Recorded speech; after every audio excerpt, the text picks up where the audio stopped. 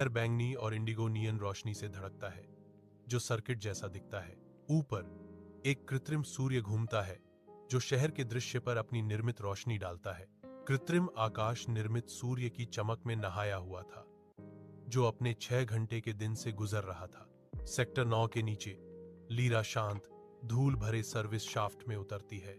वह भूली हुई युग की अवशेषों को साफ करती है, धूल और त्यागे गए रिले। लीरा एक अछूता हैच, गहराई में छिपा एक गुप्त मार्ग खोजती है। दृढ़ संकल्प के साथ वह हैच खोलती है, जो परे रहस्यों को उजागर करती है।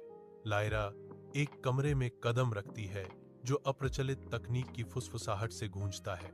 सर्वर गुनगुनाते हैं, स्क्रीन स्थिर होकर झिलमिलाती हैं और मैकेनिकल कीबोर्ड खटखटाते हैं, जो भूली हुई नवीनता का माहौल बनाते हैं। अलमारियां किताबों से भरी हैं, जो इस गुप्त कमरे के भीतर छिपे ज्ञान की संपत्ति का संकेत देती हैं। कमरे के केंद्र में एक अकेला व्यक्ति केबल के जाल के बीच बैठा है।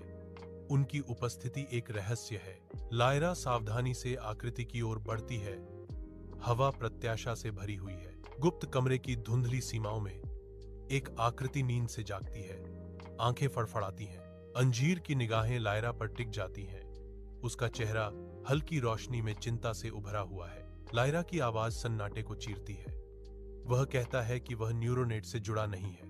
आंकड़ा जवाब देता है, मैं था, लेकिन मैंने खुद को डिस्कनेक्ट कर लिया। आकृति जारी है, बहुत शोर था। गुप्त कमरे में लायरा और व्यक्ति बातचीत करते हैं। उनकी आवाजें शांति में गूंजती हैं। घंटे पिघल जाते हैं, क्योंकि वे शब्द, मौन और विचार साझा करते हैं। कमरा उनके आदान प्रदान को धारण करता है, जहां कोई भावनात्मक आवरण नहीं, कोई भविष्य सूचक संकेत उनकी बातचीत को धुंधला नहीं करते। केवल कच्ची ईमानदारी ही उनके बीच की जगह भरती है, क्योंकि असली आवाजें अनकही